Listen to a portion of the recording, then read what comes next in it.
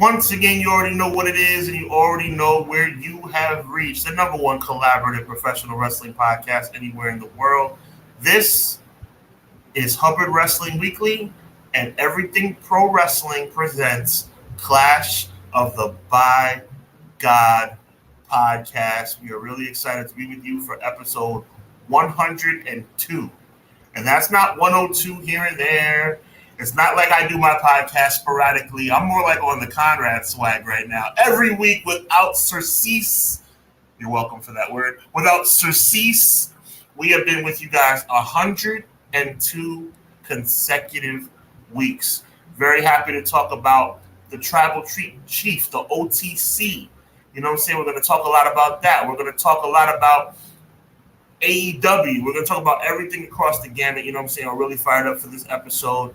And we have a little bit of a tribute as well. Other than that, we're just ready to rock and roll. It's all about y'all, man. Thank you for the chat being here. On behalf of Conrad and myself, we're ready to do it, man. Conrad, my brother from another mother, drop that thing.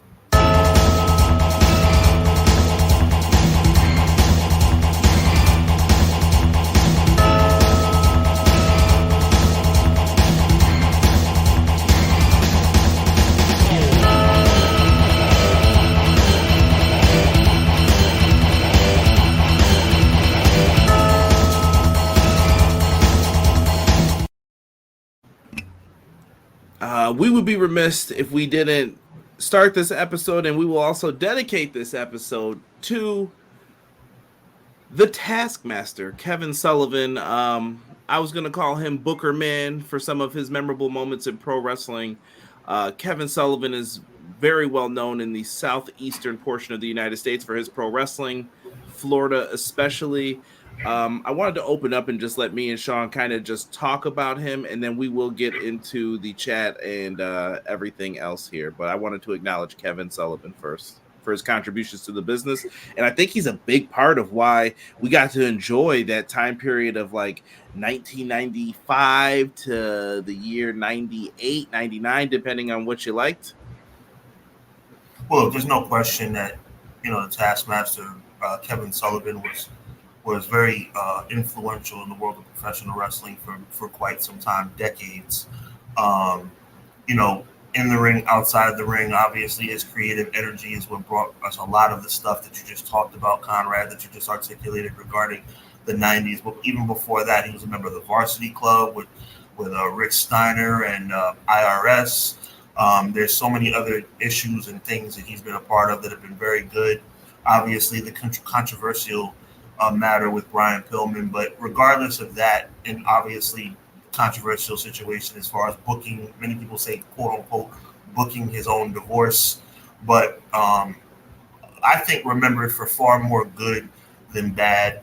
One thing I will say about Kevin Sullivan, I believe wholeheartedly, and I think I speak for Conrad when I say this man loved professional wrestling, and he certainly did everything he could in his mind to advance and to elevate the business. So for that, I say thank you, Kevin Sullivan. Rest in peace and Godspeed. Yeah, I will agree. Kevin Sullivan had tremendous feuds. If you wanted to see stuff, Sean, some of my favorite feuds with him involve Cactus Jack, him teaming up with Cactus Jack and becoming the tag team champions. Some of the stuff in ECW. I know that he did take advantage of the in the 70s, 80s, the Satanic Panic, and he was doing a character like that. The dude's from Boston. You can hear it in his accent when he talks. Right, like, he can't even hide that. Yeah, I like the Red Sox. And he was doing it. But Kevin Sullivan was a very smart person. I want people to know that. Like, he never even took credit for things like the Brian Pillman angle. Always said, no, that was Pillman's idea. It wasn't even my idea. But he worked with me on it. Pillman basically got Eric Bischoff to fire him. It's crazy to think about this. And he said, oh, we'll make it look real. Have the lawyers drop the documents. And then he went over to WWF after and played him, basically. With He Who We Shall Not Speak Of. I know he was with Nancy for 10 years. I mean, that's a hard thing to even think about, talk about, speak about. But he's got to feel some type of way about that whole thing. But that feud was tremendous as well. The Falls Count Anywhere match where they're fighting in the restroom. Dusty's great call. There's a lady in the men's bathroom. And they're Great American Bash, if I'm not mistaken. You are correct, sir. You are correct. Just fantastic stuff. And then I'll even say this. I think towards the end of WCW, and I let me not just gloss over the bad stuff. We do have the Dungeon of Doom, and he basically fed Hogan anybody he wanted to work with, Kamala, Shark, whatever. It was all bad, some of it. The Yeti. The Giant, he was part of introducing the Giant to pro wrestling, Paul White. Just a lot to think about with him. And I think WCW was turning it around at the end, even when he tried to put the belt on He Who We Shall Not Speak Of, and he still walked out because he thought there would be issues between him and his friends, which understandable on both sides. I thought they were still turning it around with the Magnificent Seven and everything else that they were trying to do towards the end to steer the ship right. But he knew after WrestleMania 14, he told Kevin Nash that he walked in, you feel that? The water's getting a little cold. We just hit an iceberg after the Tyson, because he knew they were cooked. For me, I just feel like it's worth repeating. And I like I said, I really appreciate your soliloquy as it relates to Kevin Sullivan. For me, though, again, I can't stress this enough. There's one thing that's undisputed about Kevin Sullivan.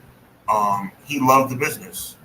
And I truly believe, contrary to others, because there's many question marks as I relate to the industry as it relates to people who run the show. But contrary to others, I think it is undisputed fact that he never did anything that he at least didn't think was a good idea. He didn't do anything that he didn't think was a good idea. Whether it played out that way, that's a different story. But when he put it down on paper, when he put pencil to paper, he thought it was best for the show. He thought it was best for the industry. And at the end of the day, that's all you can ever ask for a decision maker. Absolutely. Let's get into the chat here, and then we'll get into some more stuff. Joel dropping off a $2 super chat saying, you guys ready for All In and All Out? Absolutely. I am ready, and that is what she said. She might have if it was time. I'm surprised you even engaged in that, Cara. You must be having a good day. You never engage in my under the table ridiculousness. God bless you, brother. You must be feeling good today. We got it. And you know what else? Look at this. Timeliness. You must have picked the right one. Yeah. All In and All Out pay-per-view pack is now available for order worldwide on USA, on Triller TV pay-per-view. So they've got it. We also see some of the places where it's not available, but this double pack is something we've been asking for a while. As a wrestling fan, I would say jump on that. And I think it's so important. I know you covered it, bro, but we got to say it with some stank. It's available worldwide, including the United States of America. I want people to really get a firm understanding of the fact that, yes, this is available in the United States. I know that there's certain times where it's like it's available worldwide, and you're like, probably not United States. No, this double header is available in the United States of America. So, do what you got to do, man. And I understand, Conrad, if I'm not mistaken, it's offered at a discount price if you order the bundle. Correct. It is. I am looking right now to see if I could do some quick math here in my brain, but it looks like you'll end up saving some bread here. About $10 maybe. Right. I thought, somewhere in that range. So it's worth it to just order both at the same time. You order All In, you're already locked in for All Out. It's a beautiful thing. Yeah, and I think you get another discount too if you're on AEW Plus. So there you go. Just saying, if you're across the pond or somewhere else and you watch this, look into your options for this, man. It's gonna be good, man. I'm looking forward to both of those shows. Also, big shout out to our friends at the Pro Wrestling Shoot. I can say that they were confirming trying to get their tickets here on the West Coast for Wrestle Dream. I kind of like this background here. So the tickets just went on sale today for the VIP access, as you guys can see here. It was made aware to me, Sean, that they have this new area where you can kind of sit and it's like elevated a little bit on the floor. And it's like a VIP area. I've never seen that for a wrestling show. I don't know if boxing shows and stuff have that, but it's pretty cool. They do, but it's another example. I'm glad you pointed that out, Conrad. It's another example of the world of professional wrestling adopting some of the cool elements that boxing matches and boxing events bring to the table, including that elevated seating you just made mention of. Yeah, excellent. And we will get back to AEW a little later on. I want to also announce Bound for Glory's place has been announced. It's going to be live Saturday, October 26th, Wayne State University Fieldhouse. For those that don't know, that's Detroit. I thought they were going to the UK possibly for Bound for Glory, but Detroit gets it. I wonder if maybe we get an inclusion into the Hall of Fame potentially. Right. I'm hoping so. They deserve it. For the people listening on audio, he made the reference to the Motor City Machine Guns. Motor City. Yep. I'd like to see them go in, or if not them, AJ Styles. I think I would like to see him make an appearance too. If I'm just fantasy booking what I'd like to see on that show. Super facts. Don't forget, we do have Bash in Berlin coming up. We got the World Heavyweight Championship match announced, and we're going to talk later about the WWE Championship match that was announced. That might be half the card, so brace yourselves. Yeah, you're going to have to wait and see what happens with that. And as always, the Thursday before Bash in Berlin, make sure you come over to the Hubbard Wrestling Weekly channel where we will have a special edition of Clash of the Podcast. And I can't reveal it now, but we have a very special, and I'm putting some extra sauce on that, a very special incentive, not only just so you get to hear the awesome Conrad and myself talk our talk, but a giveaway that is, I'll say, the biggest in Clash of the Podcast history, coming up on the Thursday before Bash in Berlin. So we're really stepping it up for you guys.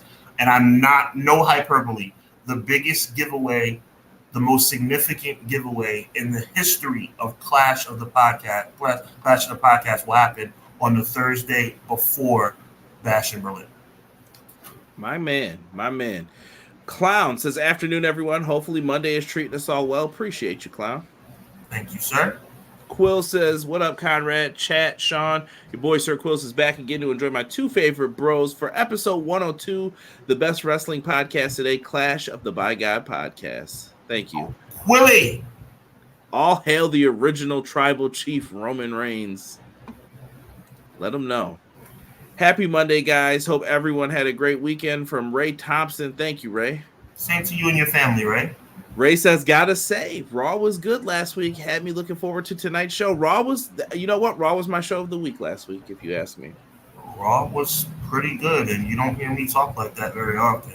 That was really good. I texted him after it. I was like, this is a pretty good Raw. I'm not going to front. I think had I said to Conrad chat, if I told Conrad that Raw was whack last week, I would have been a hater. And I'm not. And one thing I'm not is a hater. I have to give credit. Like, Monday Night Raw was not bad. Like, it was good. And Ray's got a topic we're going to be getting into later. I did Cody gifting Owens a title match. Remember that thought for a second. Oh, boy. Remember that thought. Sean, making sure everybody knows, you know we got Vinny in the house. The only Vinny we like. He says, happy Monday, playing flag football tonight. God bless as always. Roman is about to be the most over babyface since Austin at this rate. Dude has the aura of an Undertaker and a champion presence of Bruno, Hogan, Austin. I don't think that's hyperbole by Vinny. I think he's 100% right. I think Roman Reigns has a chance to do something really special. Doug says, another Monday, another clash. Teach me. Teach him how to Dougie. Yo, random question. I was having this conversation at work today. Can you copyright a dance? I believe so. Especially the Dougie per se. I think Dougie Fresh has done that. Because I've heard, like, so when you play, like, NBA 2K, you know how the people, like, walk around and they're doing the dance moves? Yeah. Someone said that nobody owns those. That's why they're able to put them all in. Because I'm like, that would cost a pretty penny if you had to. But someone said that the Dougie is something that he has copywritten. So I don't know if it's expensive. So. I think Dougie Fresh did that. And if not, the Cali Swag District definitely, when they blew up in 2010, 2011 with their song Teach Me How to Dougie, I think they copyrighted the dance as well. Leezy. Oh, Sheezy. Hello. Good evening, everyone. Hoping it's a good weekend for y'all. And let's kick off this week with the two aces on our pro wrestling community. Leezy, we appreciate you, my G. Thank you, Matt. Appreciate you. Elite Easy E. Y'all late. I'm watching Jobber Tears. Get out of here with them. You fronting. You'll be back in here. Anthony Slate said, hey, all. What's up, Anthony? What up, though? Gotta love over-the-counter Roman Reigns. What'd I tell you? He'd be right back. Hey, yo, what up, E? R.I.P. the Taskmaster Kevin Sullivan. I respect you, Booker, man. Oh, yeah. So true. Oh, yeah. So true. John G, the king of R&B, says, hey, Conrad and Sean. What's up, John? What up, John G? Oh, yeah. Don't make me laugh, bro. Never would have gotten some of the darker characters in wrestling without the Taskmaster. That's true. I was always a big Kamala fan. Always liked Kamala. Quill says, surprisingly, both Raw and SmackDown were decent, borderline good. I wonder if it will continue. I'm not keeping my hopes up. See, I didn't think SmackDown was... I didn't see it with SmackDown. Yeah, SmackDown wasn't that great to me, but I will say this. I'll just reference it in relation to Raw. I'll just rock with Quilly on the Raw part. He has a right to be worried because Raw was good last week. The odds of there being 2 good Raws in a row, unlikely in my opinion. The problem is the 3 hours. That's what hurts you. There's no way that Raw can be good every week at 3 hours because you get sick of it. And I want to say this off the rip. Big ups to Brunson Reed, but you're not going to be able to splash Seth Rollins 6 times every single week. That was a moment. It was a big moment. It was something that made me really stand up and pay attention. But you're not going to be called into the ring to do 6 splashes on Seth Rollins every single week. So my question to Brunson Reed, what are you going to do next? Because your moment is upon you. There's an opportunity there, but only if you can capitalize. And like I said, I'm going to say it a third time, you're not going to be able to go up to the top rope multiple times and jump down and have the crowd going crazy. What is your next promo going to be? What is your next match going to be? That's all that matters. But his moment is at his footsteps if he can take advantage of it. You have to feed him. Mm-hmm. Whomever, whether it's Sheamus, whoever you need to, he's got to beat them and beat them decisively, I think. But I think that we'll see that for Bronson Reed, though. I hope so, because last week got me excited for him. I just was in the same breath of being excited, Conrad, and I think I texted you about this. In the same breath of being excited, I was like, but this was a weird and unique in a very awesome way situation. Like, you just went to the top 6 times, the crowd went nuts. How can you do it one time and still make it mean something? Yeah, it's going to be all in how you do it. And like I said, I wouldn't be surprised if tonight's a squash match for him. But they did tease some more stuff with him and Adam Pearce. Let's see here. Matt letting people know $15 is the amount here for the discount. Order the bundle, you save $15, some money if you separate. There you go. Facts. There you go. McKinney says, yo, I'm here to talk wrestling with the Fire Live chat and the original gangsters of podcast, Clash of the Podcast, and to let y'all know, go without a life of full momentum, not dreams. Or a life full of memories, not dreams. I am not able to read today. Thank you, McKinney. I appreciate that. The tribal chief Beast Mortos. Beast Mortos is nice, man. I'm telling you. I'm a big fan. Of what's been going on with Beast Mortos. Michael Jackson trademarked the moonwalk. I want to see how they would do that. BJ says late to the party, but here now. Hope it's been a good start of the week for everyone. Same to you, Beej. Same to you, brother. Just asked that the little kid that started the floss dance, Fortnite took it and put it in the game and gave him nothing. Yeah. See, that's what I've heard. Yeah, 15 if you order the bundle, Joel says. Good deal. Okay, yeah. Nice. Real good deal. Yeah. Just know I'm taking advantage of it, so I'm watching these shows. When you make a decision to watch both shows, right, it's kind of a no-brainer. Like, if you're going to make the decision to pull the trigger figuratively on the purchase, you might as well get the bundle. Yeah, I'm with it. I say get it. Let's get into SmackDown. We usually don't talk SmackDown right away, but SmackDown had some story progression here. And I know I said SmackDown was kind of I feel like SmackDown was okay, and then you had Roman Reigns stuff, which was good. But other than that, what are we doing here? It was a weak show with the exception of Roman. I mean, I really enjoy Roman Reigns. I think Roman Reigns is the biggest star in the company. I know that's not really any kind of jaw-dropping analogy on my part. Everybody knows that. But outside of that, I mean, it's still a C-, C+ show. without Roman Reigns. I mean, well, I take that back. It's still a C-plus show with Roman Reigns, which means without Roman Reigns, it would have been worse. I mean, what else stands out from that show? I'm glad that Street Profits are in the Tag Team Championship picture, but I mean, kind of too little too late. We'll see how they can cultivate that and make it mean something. I mean, Tonga Loa is just making me mad. You know what? I enjoy it at this point a little too, though. It's the comedy. Just put the Benny Hill music behind it and enjoy him. Like, there's no way he held that belt up like that and was serious. It's like crooked. Hey, we all as kids. I don't know. We all as kids know to hold the belt kind of like, you're holding it up like this, or you're holding it up like this. Like, this dude was like to the side, and like one side of the belt was on. It was crooked. Like, what are you doing? It's crooked. You just gotta slide your hands in and just hold it up, man. Funny. I was like, yo, dude, like, this is ridiculous. Like, I thought it was an accident. I was like, he just held it. It was very embarrassing. Listen, keep the eye patch on, and it'll all make sense. That's why he missed the corner. I guess so. But it's been like botchamania for this guy. Absolutely insane what we had with it. Roman Reigns, the OTC, is back, and he is claiming heads, and he came right after Solo Sikoa. I don't know. I just thought this all worked. This is the big culmination of what we've been going for. But what is it leading to? Sean, did you get any feeling looking at this?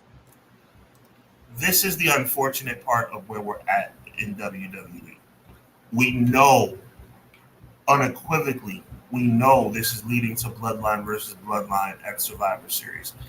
Now all that matters is how we get there. Can we get there in a way that is entertaining? We knew from the moment that the referee counted 3 at WrestleMania 39 that the main event for WrestleMania 40 would be Cody versus Roman Reigns. Due to a happy accident, we had a fun ride starting from January 1st. So because of the happy accident, we had a fun ride. How do we make this ride to Survivor Series mean something? How do we make it fun? Well, I'm thinking Bad Blood, Roman versus Solo. I'm thinking interference. And I'm thinking from there that we're going to have a situation where the Survivor Series teams will form. Notice I didn't mention anything about Bash in Berlin because I don't think that Roman Reigns will be at Bash in Berlin. There's a chance that Solo Sikoa may not be at Bash in Berlin. So, Bash in Berlin you might as well put to the side as it relates to the Bloodline. The Bloodline storyline is going to kick up at Bad Blood, no pun intended. You know what? I was about to take a drink, but I'm not. I want people to realize, too, is when the big shows happen, that's when you're going to get more people and stuff will be happening. When you get these shows, this is the show where now they're going to put on the Street Profits, maybe. Maybe we'll give Dominic Mysterio a match or a Judgment Day group match. Mm-hmm. These are the things that you're going to have to watch out for. So if you're interested in only certain storylines, pay attention to what they're doing and see where they're going first beforehand. And they're probably going to be doing a long build for this. So I do think we're going to end up getting Roman and Solo, but how we get there and all that's going to matter. There's Tonga Loa catching a beat down that he probably had coming to him just for what he's done. Holding the belt that way. yeah. Or donking his brother on the head for a low blow. What are you doing? I'm telling you, it's got to be on purpose at this point. And a very talented guy, but his time in WWE has been very, muddled.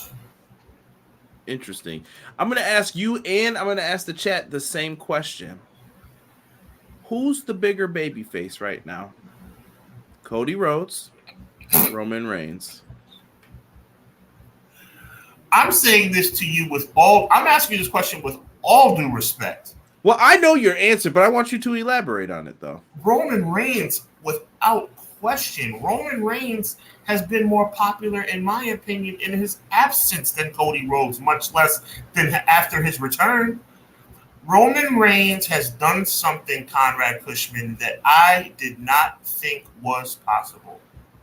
Roman Reigns has legit went from somebody that I wanted to be storyline-wise, run over with a car, to someone that I am now his biggest fan.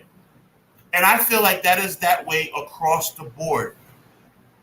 I don't know. We're going to get into this in a little bit. Cody Rhodes is not hitting, bro.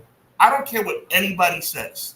So at the end of the day, if Cody Rhodes isn't hitting, we need Roman Reigns. But even with the popularity that Cody Rhodes has had, because even though I'm saying he's not hitting, that doesn't mean I'm not saying he's not doing anything well. The little kids and the girls like him, whatever. But at the end of the day, everybody from the top of the arena all the way to ringside was thrilled to see Roman Reigns.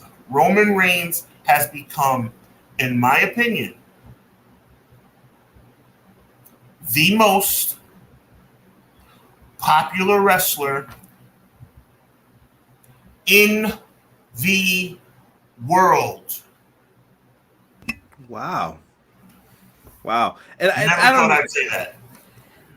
Who was it before Roman? Like, who would you say before this would you give it to? The man who I still say is the best in-ring performer in the world, Will Ospreay. Okay. Interesting. Deanna is in here for saying, my tribal chief, there can only be one. E said karma for those G1 chops he gave Okada, king of soft style. Remember.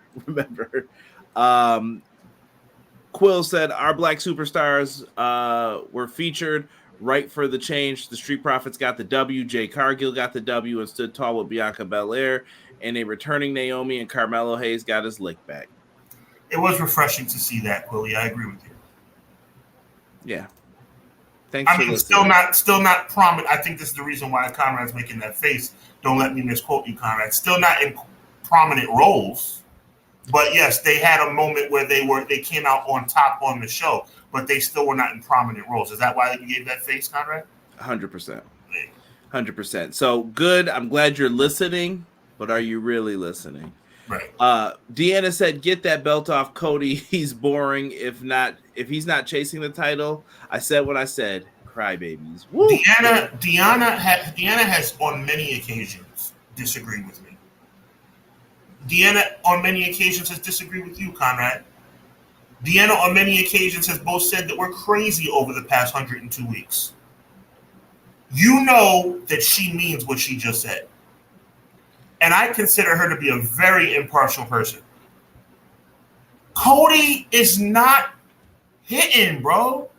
I don't know why some people are having so much difficulty, no pun intended, acknowledging that.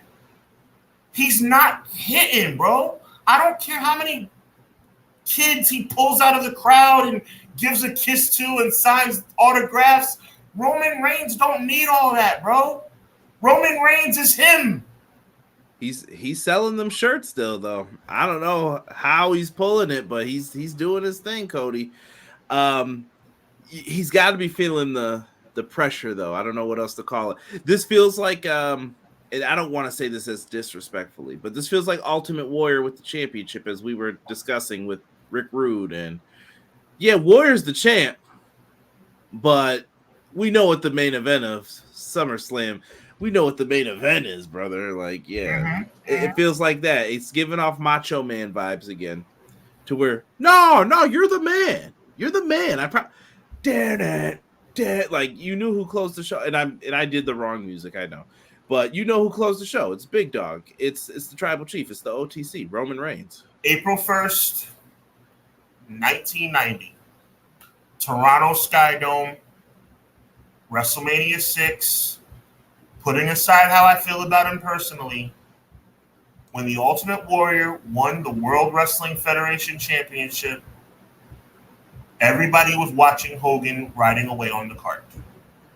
There's a reason for that. Rest in peace, Ultimate Warrior. I will never speak ill of the dead. Rest in peace. But Warrior was not him. When I want to be clear, and this is something I want to tell you, Conrad, that because I don't even think you understand this because I have not articulated it properly. So you get a pass because I've never articulated it properly. I'm not saying that Cody Rhodes would not be him if there was no Roman Reigns. That's the part that you need to understand and the chat needs to understand. If there was no Roman Reigns, Cody would be him. But when Roman Reigns, whether he's home or at the show, He will always be second fiddle. Period. Roman is him. He's definitely who the company is focused on, 100%. Got to give a shout out to Joe Compton, Chad Schrader, T. Ferg, Byron Cutler, and Entertain45. Guys, if you haven't, hit that like button for us. It gets more people in here. They want to come and start talking pro wrestling with us. And share on social media if you're on Twitter. Our stuff is down here. Retweet us. Give us some love, man. Give us some love. I haven't put anything in the chat. I'm just gonna put Hub's stuff in here. You know what though? I want to make an argument towards some of the past stuff we were just talking about a little bit. I am here for it, brother. Do you think? If you can't tell by now, I'm feeling good tonight. Let's rock and roll, man. I am, but I'm veering off a little bit here. But it's one of these kinds of shows because we could veer off into different areas. Ultimate Warrior's title reign. Do you feel they handled him the best? Like, I know that he didn't draw as well, and then they probably were like, "Oh, we got to go back to Hogan." But do you feel they handled Ultimate Warrior well enough? Like, I felt like you didn't really give him the best matches. Like, you put him in there with Rude because he had a good match with Rude. But also, how did you present Rude during that time? You know what I mean? Were there better choices maybe for him to face? They dropped the ball for one reason. And I'm going to give you a guess about a question I'm about to give you. Because had they done this, it would have been better. And he would have at least held the title till WrestleMania 7. Who did they tease to challenge Ultimate Warrior, basically his whole title reign, but never gave us the match? Macho King. Why not? Don't understand. Why not? That would have put it. We needed to see, not with his career on the line, we needed to see Warrior versus Macho King at the Royal Rumble for the WWF Championship. That's what we needed. Instead, he smashing scepters on his head and giving the belt to Sergeant Slaughter. What was this? Only thing I can think of, Conrad, this gives me Hogan Ric Flair vibes. I don't know if as we got closer to maybe the holiday season, maybe Macho is, at that time, Macho made the decision that he wanted to take time off, so they veered away. Because all the way through October's main event, through November Saturday night main event, for those that need to look it up, November edition 1990 Saturday night's main event, Ted DiBiase challenges Ultimate Warrior for the WWE Championship. DiBiase gets disqualified. Macho Man runs down with the scepter, beats the crap out of Warrior. Maybe up until then it was the way to go, but then maybe Macho was like, hey, by the way, come March, I need to take some time off. Maybe. I know after the fact why you know why the career match happened and why he had to step away. Well, they were trying to have a family, it sounded like. Right. But to answer your question, that's what I think it was. I think that Macho Man and Warrior for the title would have put it over the top. Right. Joe Compton in the chat says, Roman, he sold all those replica belts in a matter of an hour. You can't argue with money. That's true. It's all about the position you put people in too, though. You'd never put Zack Ryder in the position to succeed, and he probably overcame more than most. So, can we still veer a little bit more? Yeah, veer. Or say swerve. There you go. I've been very hard on Cody Rhodes, but I want to give a big shout out to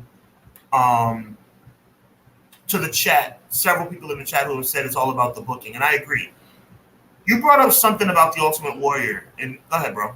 No, finish your point because I'm going to go back. We're going to go on to another retrospective thing. Remember what you just said about booking and say it to me, though. Okay, no doubt, I got you. But you mentioned Rick Rude. I've been very, very upset about Cody's booking as the world champion. AJ Styles with the whole Mark Henry situation. By the way, where's AJ Styles been? That's another question. Just a couple of weird title reigns, in my opinion, or title defenses. Even though Ravishing Rick Rude, I want the chat to follow me on this. Even though Ravishing Rick Rude was probably never going to win the match at SummerSlam 1990, they made it mean something. They made it feel like there was at least a small chance that Ravishing Rick Rude could win. Who in this chat, and I want yeses and nos, who in this chat honestly thought AJ Styles was going to defeat Cody Rhodes for the WWE Undisputed Championship? Nobody. So my point is, what a great, unexpected parallel. The Ultimate Warrior wasn't the greatest champion ever by any stretch of the imagination. But I'll tell you this, oh my God, didn't even think I was going here, Conrad. Holy crap. I think Ultimate Warrior is a better champion than Cody Rhodes as far as his reign is concerned. Ultimate Warrior's reign was more entertaining than Cody Rhodes has been so far. And before the chat jumps all over me and before you jump all over me, I want you to think, whose reign was more entertaining, the Warriors or Cody Rhodes? I'll wait. So you had mentioned something, and I want to get to the chat's questions first, but please humor me, chat. Let us cook tonight. Let us entertain. Let us be Shawn Michaels for a second. Let us cook. You mentioned something about booking. Did someone say something about it that made you notice in the chat? No, but roll with it. Let's roll.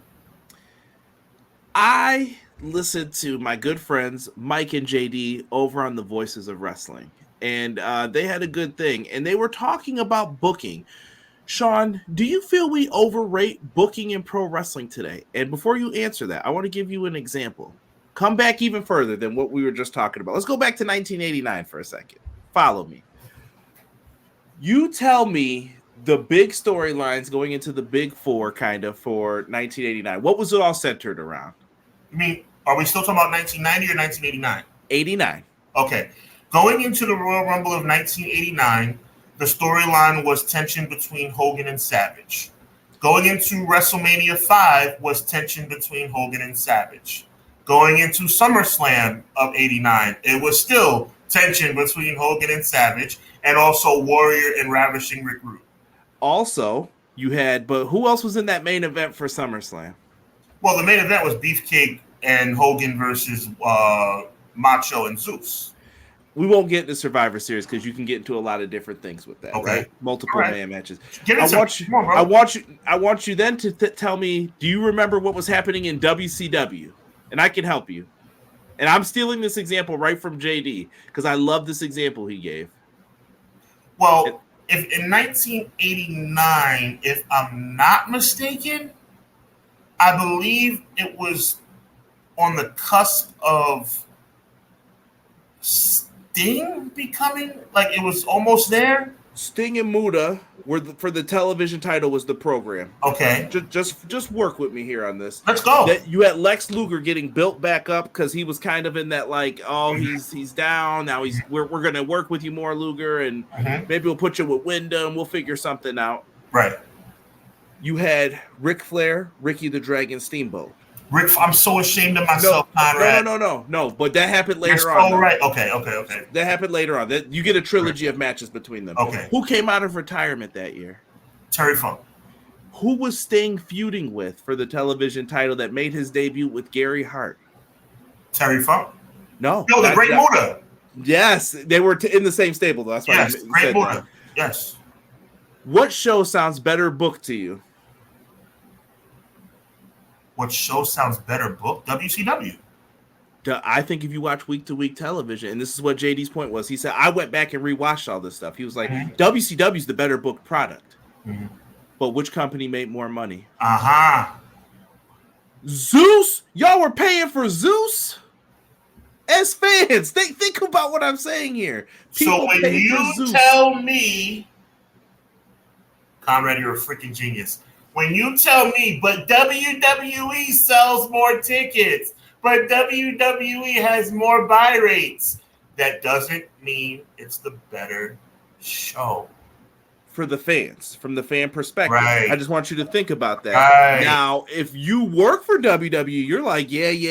And I get that. Like, yes, I'm all about the money. Or if you're Tony Khan, you're like, yeah. Or Ted Turner, you're like, yeah. Or who was it? Jim Crockett, I think. Jim Crockett, yep. Yeah, we're making money. Bill Watts.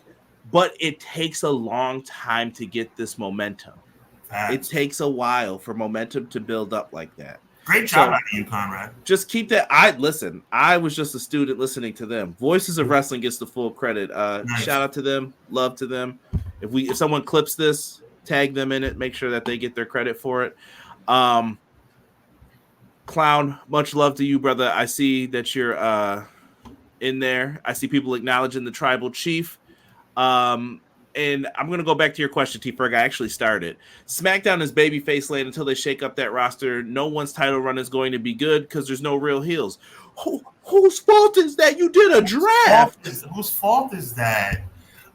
Let me start by saying, McKinney, your point is correct, but they don't get a pass. They don't get a pass. They're the ones who are putting everything together. Like Conrad just said, they did a draft. They did a freaking draft. It was right there for you. Right there for you. Like I said, to me, you booked your own issues. Just keeping it a buck with it. Lopez says at least Cody is the main eventing champ. Remember when Punk was the WWE champ? His match was always semi-main as Cena. This is the Randy Savage role. Think about it. Yo, I love Macho Man. When Sean brought up 1990, and we can always go back in history, I was like, yes, when he hit that splash, I'm like, please beat Hulk Hogan. I'm tired of this dude coming out dressed like a hot dog with the mustard and ketchup on. Pin this dude. I'm sick of it.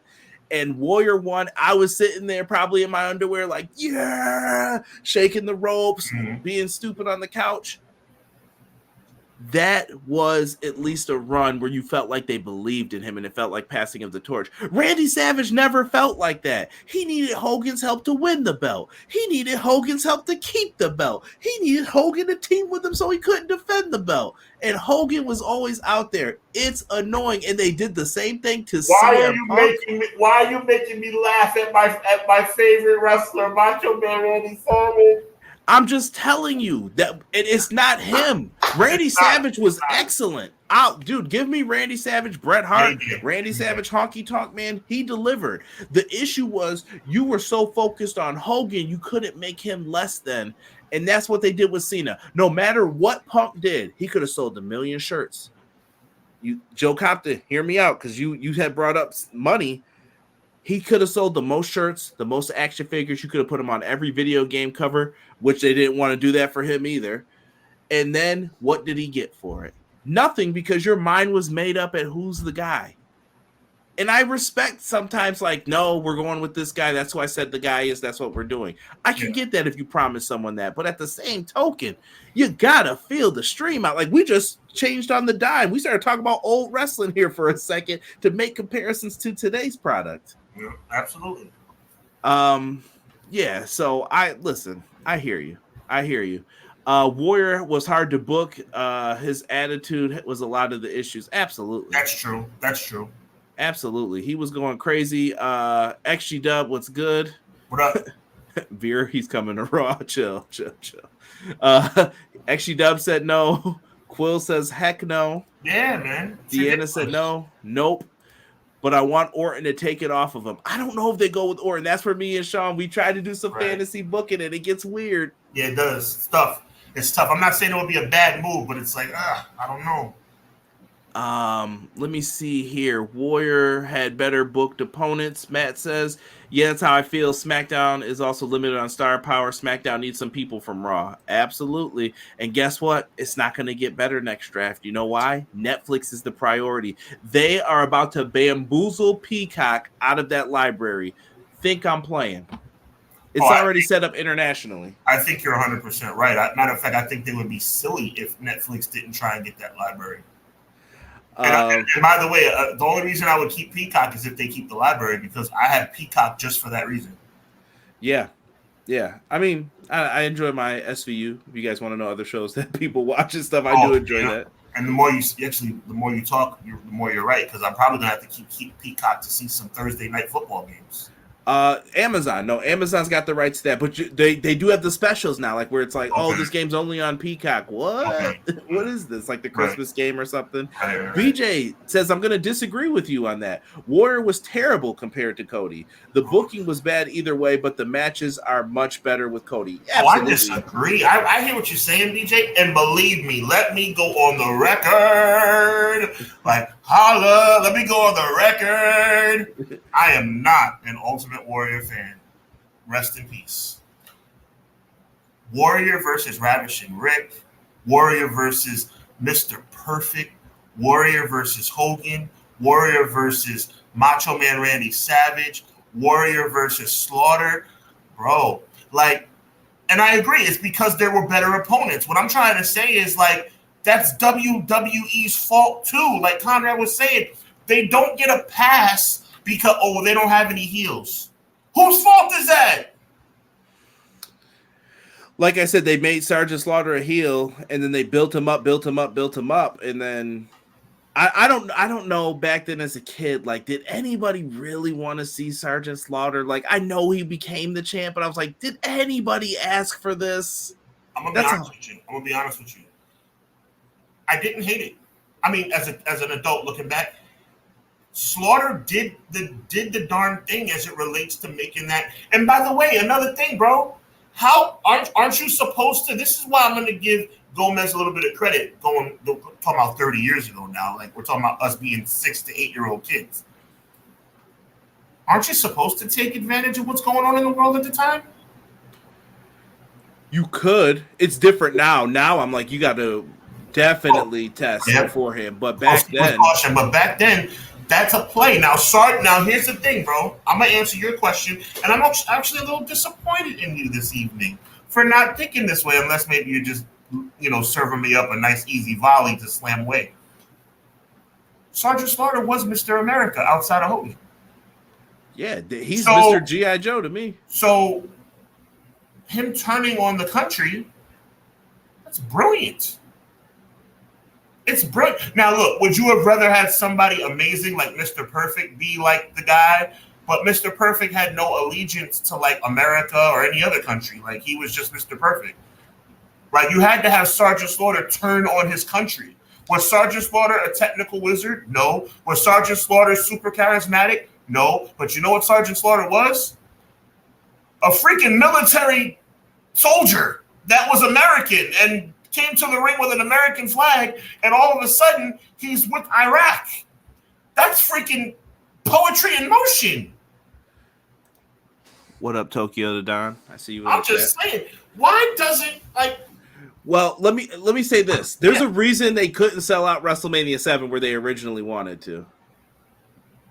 That was the real issue.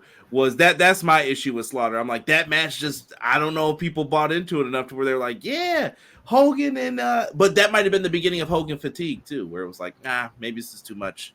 I don't know who to put the blame on. The reason they didn't sell out 100,000 tickets for WrestleMania 7 in the LA Coliseum has nothing to do with Sergeant Slaughter. I'm tired of that narrative being pushed, bro. It's because somebody might have died, bro.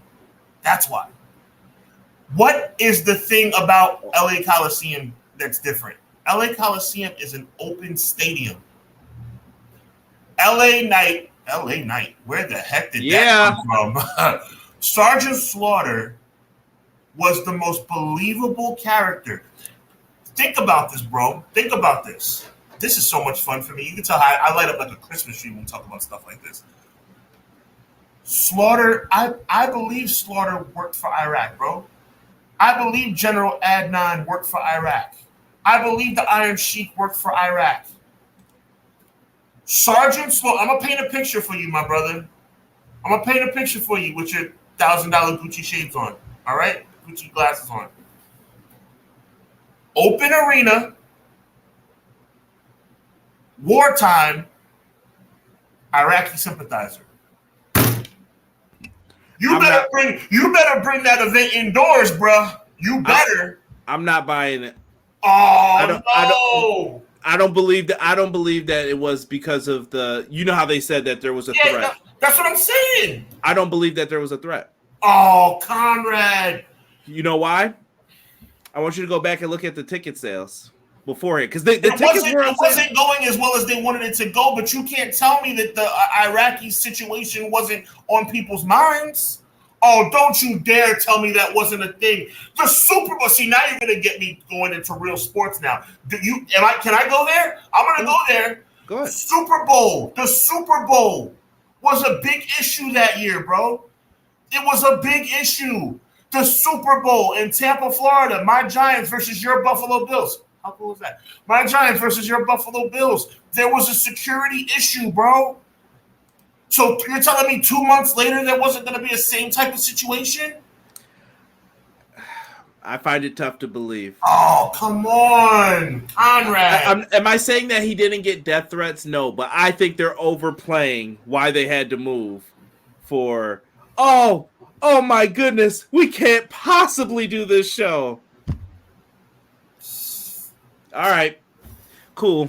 All right. We can't continue on. Oh, what about the Nasty Boys? What will the children think? Like, come on, bro. See, now you're being sarcastic. That's not. I am. Sorry, Pity City. My apologies to the Nasty Boys. You know what? I'm sick and tired of this crap because now, you know what? I'm taking 30 more seconds, damn it. Let me tell you something.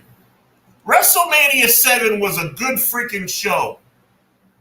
I love that show. Tell me what. WrestleMania 7 was a good show. You had Macho versus Warrior in the career match. You had Hogan versus Slaughter. You had Perfect versus Bossman. You had the Rockers versus Barbarian and Haku. You had LOD versus Power and Glory. You had the Nasty Boys versus Heart Foundation. You had Tito versus Mountie. It was a good show. And it would have sold 100,000 tickets if we weren't in the middle of war. God bless America. Probably wouldn't have, but I think I think it had something to do with it. Yeah, slightly, but like I won't get too deep into it. I love WrestleMania 7, by the way. WrestleMania 7 is a sad show for me though when I look back at the card, just because if you just look at who's passed away since then, it's like wow. Oh well, like unbelievable. You know what does that for me, bro? WrestleMania 5. Yeah. It's real sad. We see like Hercules Hernandez and all those guys, or British Bulldog. You're like, man, that's crazy, man. Yeah. Mr. Perfect just hurts, man. It does. Let me see. No, it's documented sales weren't going well. Yeah. Yes. Delayed grants. What's good? Apparently, there truly was a threat. Yeah. I'm not denying that there was. Like I said, I've got stuff for you guys if you want to see it, but I just believe that it was amplified. They're like, that was the excuse to get skedaddle. Let's get out of here. All right. Yeah. Well, they definitely were going to run with that compared to we only sold 15,000 seats. Yeah. And back in the day, the houses were everything. Yeah. Y'all keep talking about the 80s. I'm going to call up the Outrunners. Did you see them on Collision? Nah. So they're like I don't want to say they're kind of a tag team that often puts other people over. We'll just say they're carpenters. We'll say in pro wrestling. Okay. Trying not to say the J word anymore, but they come out, they flex. My name's Turbo, and my name's this. My name's Max, and they come out and they just did like an old school vignette, like stealing some dude's hat, throwing it between each other, like they're bullies and stuff. Okay. It's hilarious. They wrestled FTR on Collision. It was a really good match. I'm gonna check that out now. All right, they're in OVW as well. If you ever want to see them wrestle. Oh, nice. Yeah.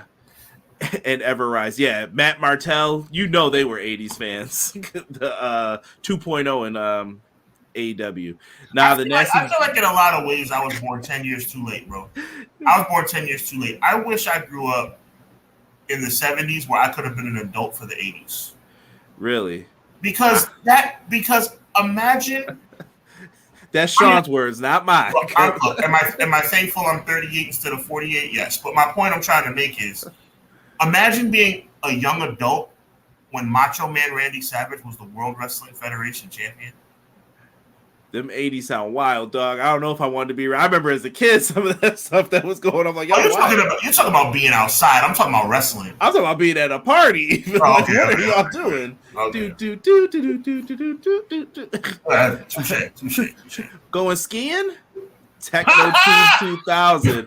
Turbo Floyd and Truth Magnum. Yeah, but to bring it back home, though, Cody Rhodes' reign hasn't been entertaining like that, man. And it's like, for me, it is about the opponents, but WWE has to take some culpability for the fact that they haven't put good opponents in front of them.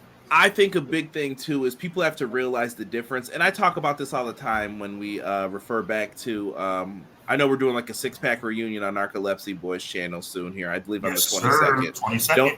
Malik, don't say I never promoted you, bro.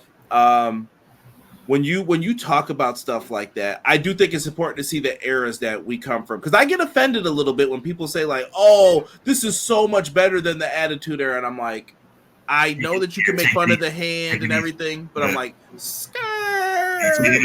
you weren't there when, if you didn't talk about wrestling on Tuesday, you weren't like being talked to that day too much. Like people are like, "Oh, you missed Raw? Come on, bro." Even the girls knew, like, if you wanted to talk to the guys, they were like, "Yeah, let's talk Raw." Did you see? I saw Stone Cold come out with the beer truck, and I was like, "Oh yeah." You took the words. That was my next point. I was about to say, even the young ladies were feeling Stone Cold and The Rock and had something to talk about. Don't get me wrong. The success of this is amazing. It's amazing. And shout out to but I'm sick of this, bro. I'm sick of this. See, me and you, Conrad, have a very unique advantage. And that advantage is this. We were born in a time where we were just young enough to remember the old days, and just old enough, let's reverse that. Just young enough to remember the new days and old enough to remember the old days. Whatever, you know what I'm trying to say.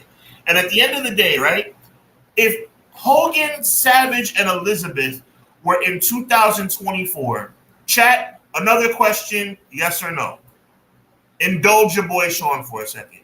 Leave this graphic up one more second, Conrad. If Macho Man, Hogan, and that Elizabeth saga happened in 2024, would it have not gotten 60 million social media views? The answer is 100% yes. 100. If you're telling me, oh, I'm fired up now, Conrad. You can take it down for me because I want to see your face, brother. If you're telling me that Liv Morgan, Dominic, and Rhea is entertaining, you can't tell me that Macho, Elizabeth, and Hogan wasn't entertaining. I think it's one of the best storylines they ever told. I think this whole narrative, oh, it got 60 million views on social media. So what? So you're using that, not you yourself, Conrad, but you're using that in general. Oh, well, see, WWE didn't get any kind of ratings like that back in the day. Social media didn't exist back in the day. I'll defend it a little too, that social media is the new way to consume this as well. Like I said, they're doing this. They're teaching you how to consume their product via YouTube, via clips, via Instagram, however you watch. They want your eyeballs on it. That's why they're trying to be everywhere. I'm on Twitter. I'm on Instagram. Follow me here. Follow me there. You see the things that pop up underneath us. We're doing the same thing. Follow us. Follow us. Follow us. And you're getting a lot of answers here already. Delayed Gratz says yes. Shout out to my brother Delayed Gratz. Appreciate you, family. Same gear and everything. I'm not playing. Oh, he's talking about something different with Joe Compton. Man, during the Attitude Era, my mom, big Stone Cold fan. Every action figure of Stone Cold she bought, she taped the picture that came with it on the room of her wall. Woo! You don't get that no more. Is this the same as Rhea versus Liv with Dom? LOL. Well, he's saying, isn't it? And the answer is yeah. It's in the same ballpark. But my point, that's not the point I'm trying to make.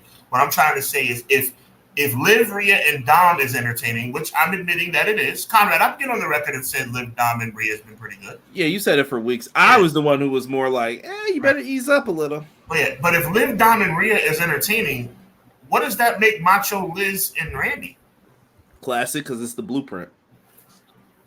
It's the blueprint. And I gotta recognize, man. Listen to the old heads, man. We're 38. We're not 58. We're not old fuddy-duddies, man. We were kids when this stuff was popping, bro.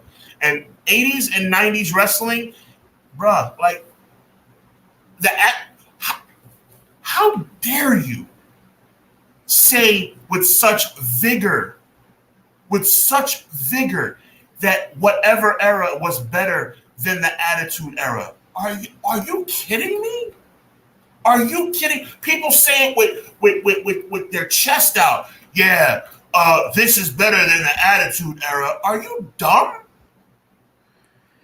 I'm just saying, if we're using numbers and facts, I mean that popularity was off the charts then. And Golden Era gets disrespected sometimes too. I'm like, do you guys understand that? Like, My mom knew who Andre the Giant was. She was like, "Oh yeah, Andre the Giant's wrestling tonight." And I'm like, "How does she know that?" Even as a little kid, I was like, "How do you don't watch this with us? How do you know that he's wrestling tonight against Hulk Hogan?" Like they knew back then.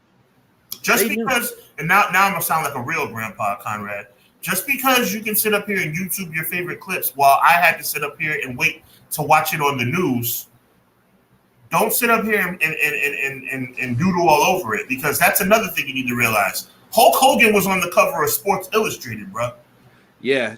Listen, I just watched Chi-Town Rumble last night, and something I had noticed immediately, the music's different. So when you go back and watch it, it's a different feeling for you maybe than it was for me. Mm-hmm. They don't have the cool music that they were using back then. It's that, because I was watching Chi-Town Rumble, and I'm like, yo, is that the same music they use for Bill Watts Wrestling Company when it starts up? I'm like, yo, y'all couldn't make a different song for these? Like, no one...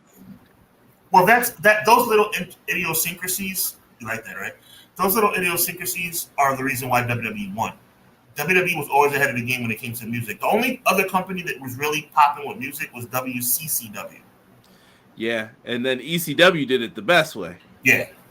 Paul Heyman's dad, good lawyer. Enter Sandman. No, that was intermission music. What are you talking about? The stadium just played that. It wasn't me.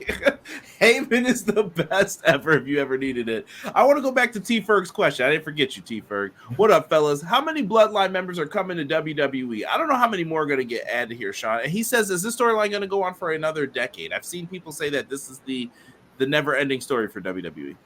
I'm going to say something that you're probably not expecting. I think this should be it. I think you have Jey Uso and Sami Zayn at your disposal, and I think we need to wrap this thing up. I really do. I know they're talking about Zilla. If Zilla needs a job or Zilla has an opportunity, I'm not trying to take no food off of nobody's plate. Don't get me wrong. But to answer the question, because I think this is where T. Ferg is going, like, how long is this going to... I'm kind of imagining his... T. Ferg, let me know if I'm wrong. I think his energy is kind of like, yo, how many more bloodlines are coming to WWE? Is this storyline going to last for... Like, that's the energy I'm getting from it, Conrad. Mm-hmm. And if that's the energy, I agree. Like, you gotta wrap this thing up, bro. Like, you got Jay and Sammy, you got Jimmy also laying in the weeds. It's time to kind of like reel this thing in a little bit. What do you think? I feel like you have room. Here's the thing, I'm more of what the people want. If the people are feeling it, then ride it out. But there's gonna come a point to where I would imagine WWE's fans get tired of it. And yo, listen, you guys know. I think me and Sean have been pretty fair the last couple of weeks to WWE, but I'll say this. I do think their fans accept stuff way longer than most because, you know what I'm saying? Like, we're here with Roman. What else are we doing with this? Eventually, don't you guys get sick of this? Like for Cody fans have to be like, dude, I'm so sick of the bloodline. If you're not feeling Roman still and you're like, Cody should be put, you got to be like, yeah, I'm not feeling this. Come on. Right. Go back to this. But it'll be interesting. Does Zilla need this? Maybe Zilla wants to do his own thing. I don't know.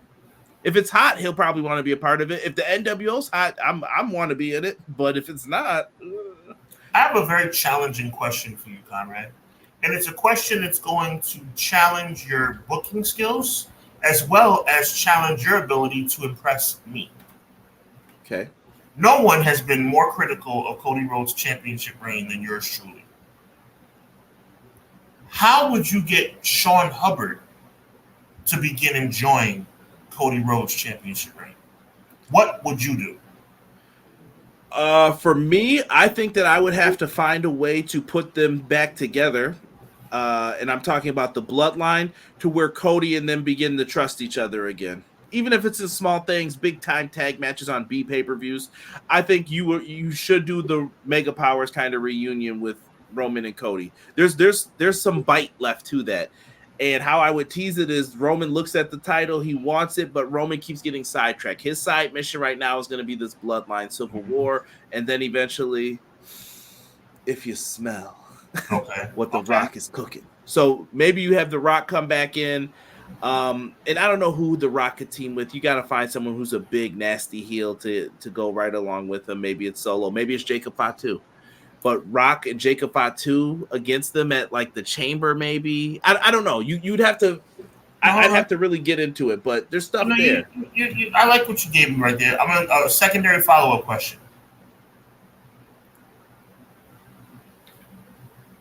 how long does this bloodline thing play out? I think until Mania. And then we finally start veering away, because we're talking about 5 years now. Yeah, I think you're gonna have to. I think you're gonna end up with the Usos back together, and then you got Roman over here. And I think they're always gonna call it the Bloodline after this, but you gotta push away from it a little bit and get people going. And you can do that with a draft. Well, or trade. Right. Hashtag what draft, right? Yeah, and that's me trying to make sense of this.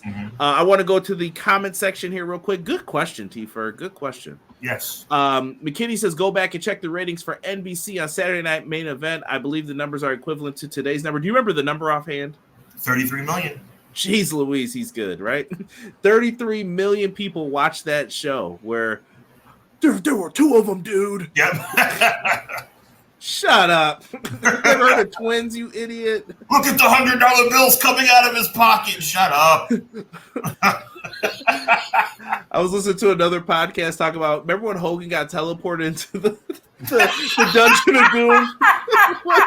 This is how bad it was. Sorry, WCW, that you got to feel this tonight. Funny. Yo, he touches the water. It's not hot. Like, what? That's hilarious. That is hilarious. God, dude. Delay Grant says the Attitude Era was pop culture phenomenon. That's why The Rock was on SNL while still a wrestler, not a Hollywood actor. Absolutely.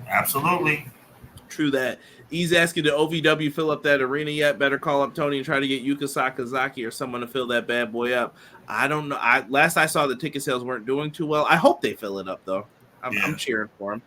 Deanna says, depends on what story they want to tell. The Attitude Era captured the minds of the masses more because there was less available for us, but wrestling wise, it is not better than today's athletes. No, today's athletes are one of a kind, but I'm saying do not just start poo-pooing on Stone Cold just because you thought it wasn't hot. Go watch Backlash 2000. The camera was shaking then too. I mean, really shaking. If you compare this roster to SmackDown's roster, the Raw roster overlaps SmackDown. Yes, I see people saying it. Let's see here. Senzilla and Tala Tonga. Oh, please don't call him that already. I hate that name. Tala Tonga to NXT to start something there. But no more people should get added unless they feel Tongaloa ain't it and swap him out. Maybe. Well, they might have an issue with Jacob 5-2. Hopefully he gets healthy. Yeah, we don't know what the situation is. If he's actually hurt, is it part of the story? If SmackDown was more like Raw, maybe we would not have this conversation. That's true. T. Ferg says, Hubs, you're right. Don't mind the story, but it's been going on since the pandemic. No doubt, T. Ferg.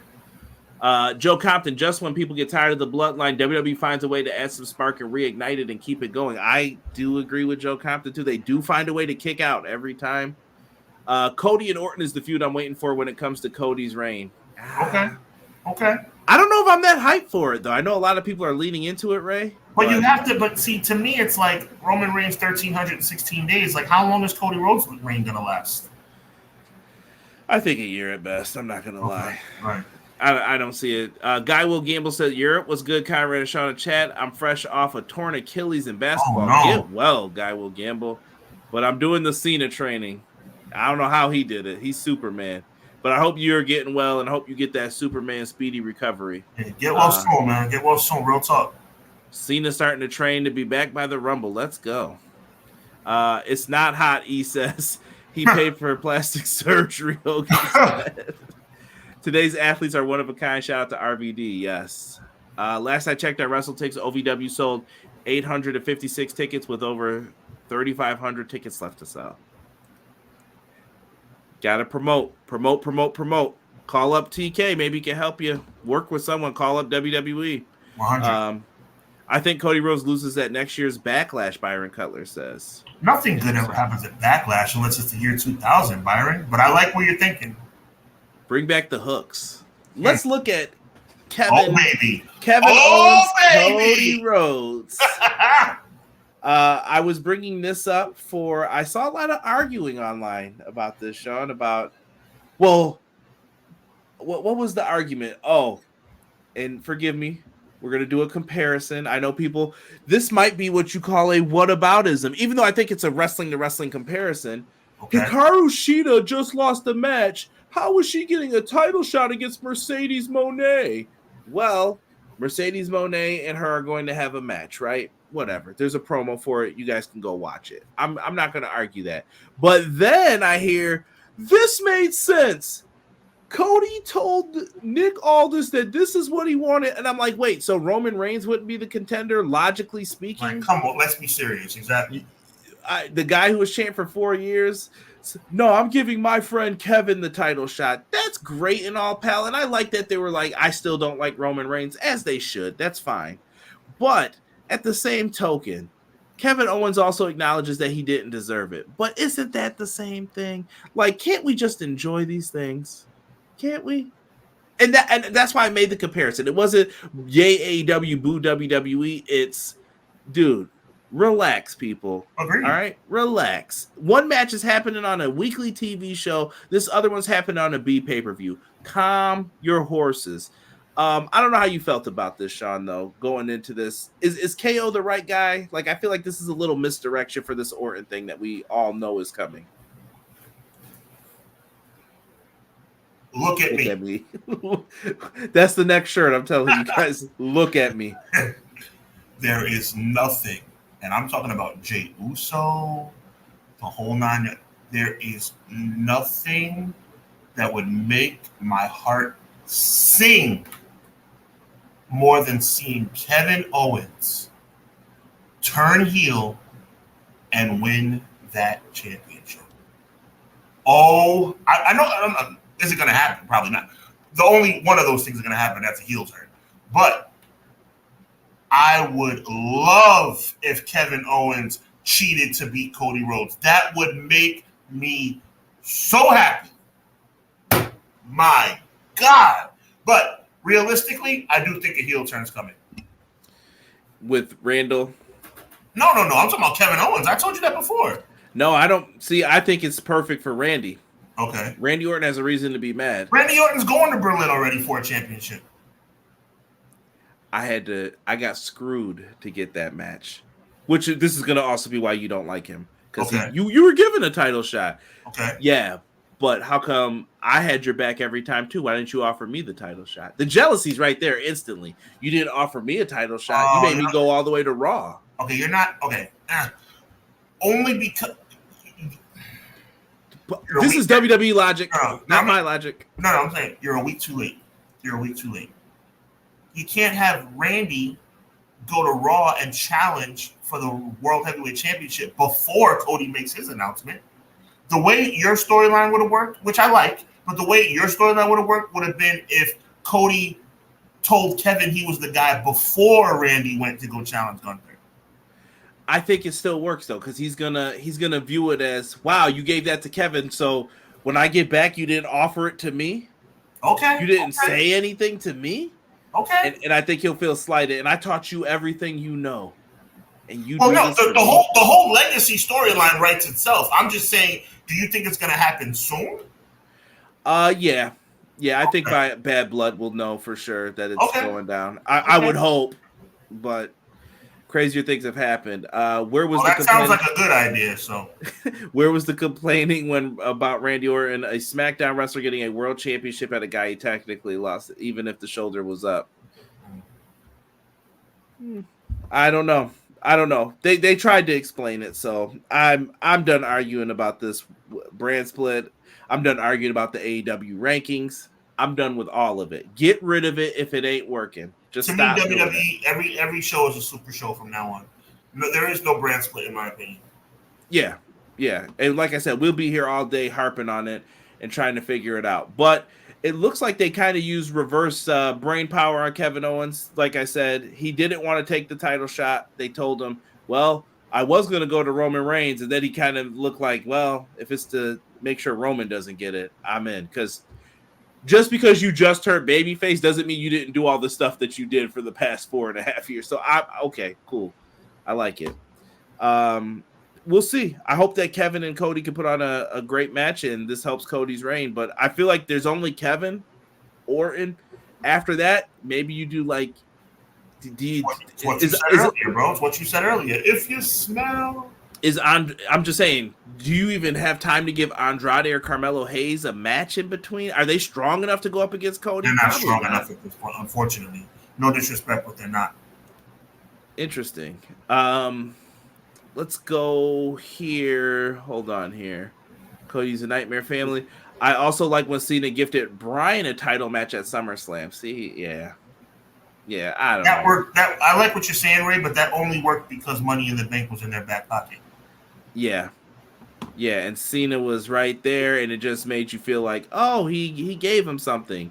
Honestly, looking back, you probably could have had Mark Henry really win that title at that point. Thinking about it, but I get Danielson was the way they wanted to go. What rankings AEW haven't acknowledged since Double or Nothing? Yeah, burn those rankings up, man. It ain't needed. Donnie says, "What up, Clash? Kevin needs to turn heel. He agrees with you." What up, Donnie? I think it will be a better look for him. I prefer Kevin Owens as a heel, but he's been stuck. I hate that he's stuck in this bloodline vortex. He can't get out of this feud, bro. What else has he done? Can you who's the last person Kevin Owens feuded with that wasn't in the bloodline? Sami Austin? No, that's right. It was Stone Cold Steve Austin, yeah. That's crazy. I was gonna say I said Sami Zayn, but that's the year before 37. It was Stone Cold. That's crazy that they did that. It's a foregone conclusion that Cody is winning that match. There are no reasonable contenders for Cody. Yeah. Randy versus Cody has to happen. We need that match. Yes. I see people saying that same thing about the Cena and Randy match too. That match, I promise you, like I really feel this way. I don't need to see that again. Ever again. They overdid that match to death. Agreed.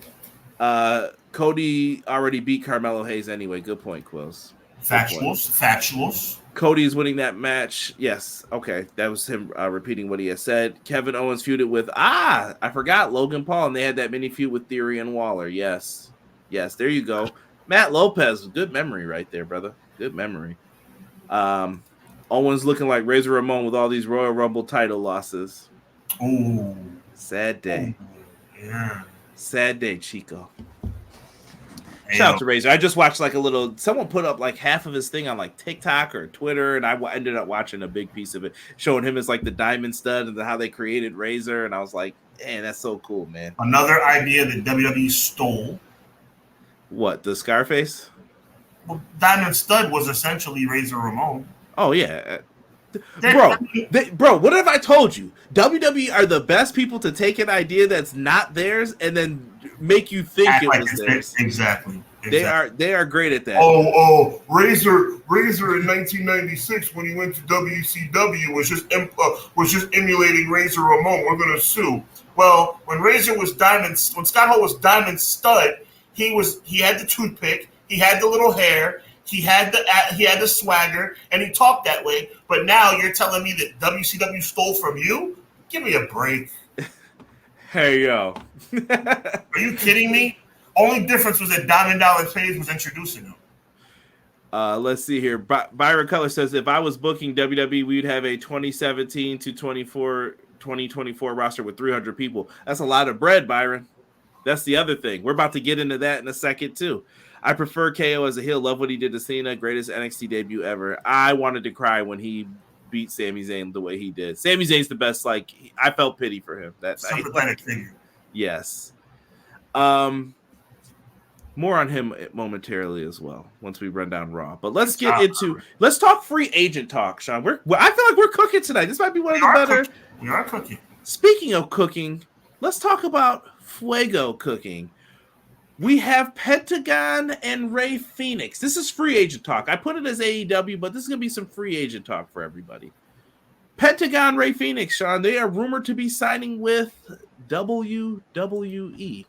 Yep. They have trademarked the names King Fuego and I'm sorry, what's this other one? Is it Rey Fuego? Rey Fuego. Yes. Entertainment and services, according to PW Insider. Could this be their new ring names? They always have trouble with the names. And some people believe that Conan putting out that tweet, what goes around comes around,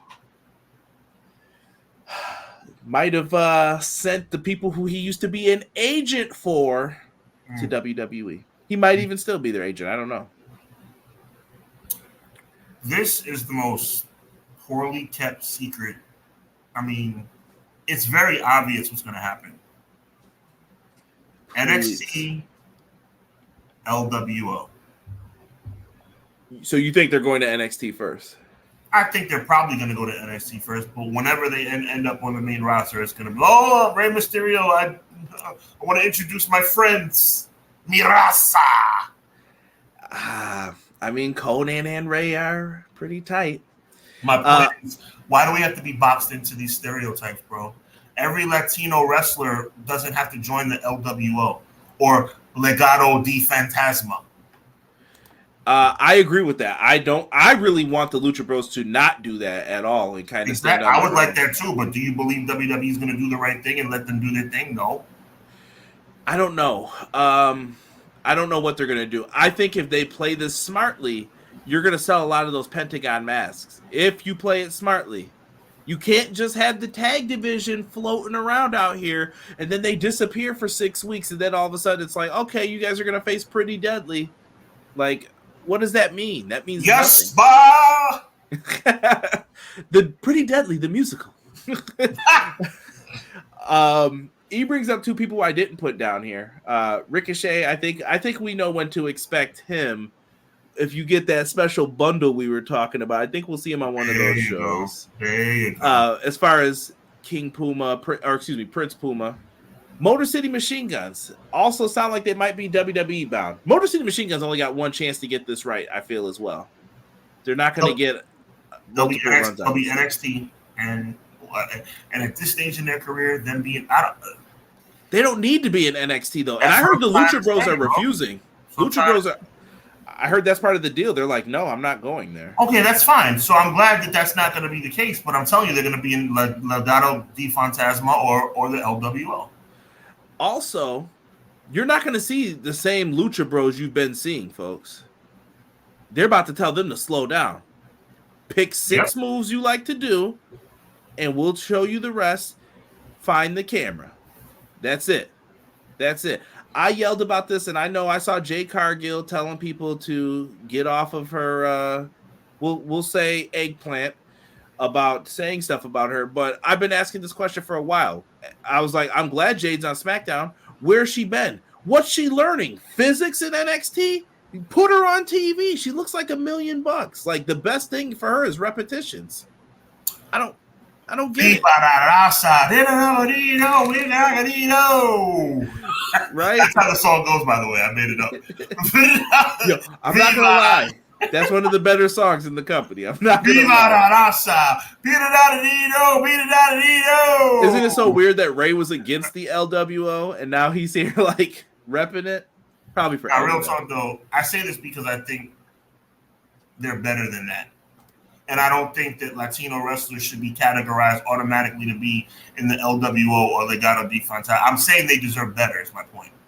Yeah, and I hope they don't do that. That's just me speaking as a fan. Like, don't make that happen. I don't want to see that happen.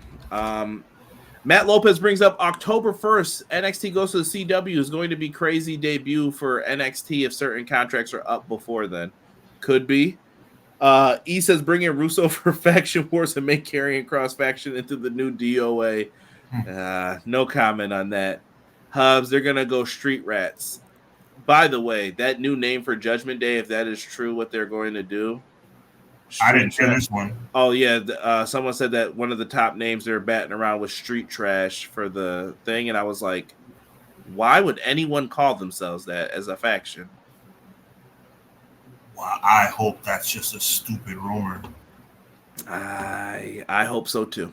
I'm going to chalk it up as that. Delay Grad said no wall-to-wall Canadian destroyers.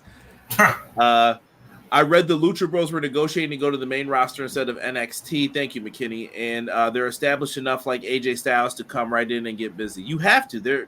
Pentagon's about to be 40, I think. So True.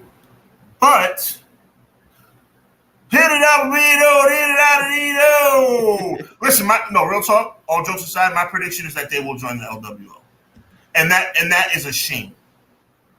Clown says, say goodbye to Pentagon doing the Fear Factor. The package pile driver's done. He's not doing that. Maybe at WrestleMania. Oh, BJ, LWO team theme coming. Viva la raza. Pentagon. Oh no, it'll be Rey Fuego. Fuego.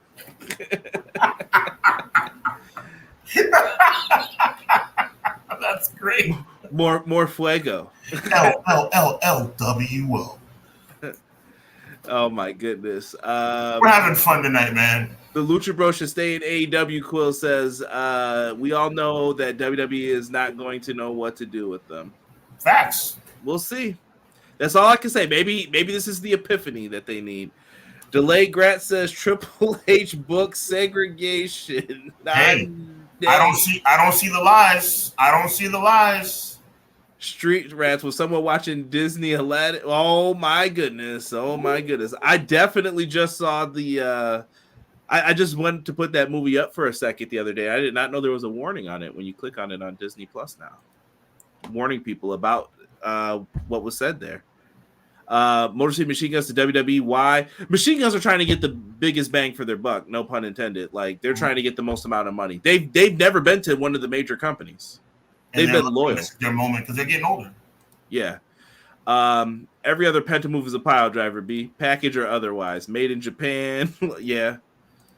Rob, what's up, Rob? He says I could realistically see them doing a short stint in NXT to get acclimated to the cameras and production, but they'll be main roster in a short amount of time. As long as they are away from that dumpster fire, Jack. All right, trolling now. I know you trolling. The Lucha Bros and Motor City Machine Guns at WWE will be badly watered down versions of their former selves. I think Motor City Machine Guns will be fine. The Lucha Bros will be the NXT Tag Team Champions. Oh my goodness, the Lucha Bros will join up as Andrade as Hitmen. Please don't, McKinney, do not feed them bad ideas. That does not leave this chat. Please, no one. I don't think he's that far off base, honestly. Always thought TK should have given the Lucha Bros singles runs to be fair to WWE. He did get.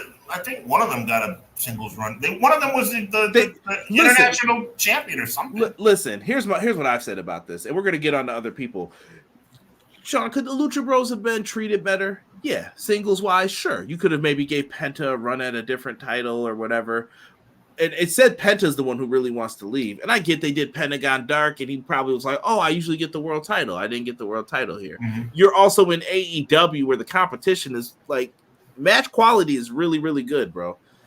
Not that easy. But did Rey Fenix not get the international title for a little bit, even if it was for a couple weeks? He did. Did you guys not win the tag titles in one of the, I would say, top 10 tag team matches in the company, or top 10 matches, period, me, in the company? Yep. Did you guys not win the trios belts with Pac? And then you got to put on a series of matches, which I still think I will disagree with, but a series with the Elite, best of 7, ladder matches and all that. They faced the Young Bucks how many times? I think they were treated well in AEW. And listen, there's nothing wrong with testing the waters on the other side. I'm not mad at it. I just hope that they treat them right because I'm a fan of Pentagon and Rey Fenix. I'm telling you, they're going to be in the LWO. I do not trust. I don't see that. See, now it's time to get back to my normal self. Yes, Raw was good last week. Whoop-de-doo. I still don't trust WWE. And why should we? When people get brought in, 90% from other companies go to NXT. This is not like me just throwing hate, throwing shade. This is what happens. That's me trying to sprinkle that Raw dust back on here. Yeah. Get it back. No hate. Like, WWE's been doing well the last couple weeks, but at the end of the day, like, come on, bro. Like, the Lucha Bros are probably going to be on NXT unless it was in their contract, and if not, they're going to be in the LWO. Motor City Machine Guns will be your next NXT Tag Team Champions.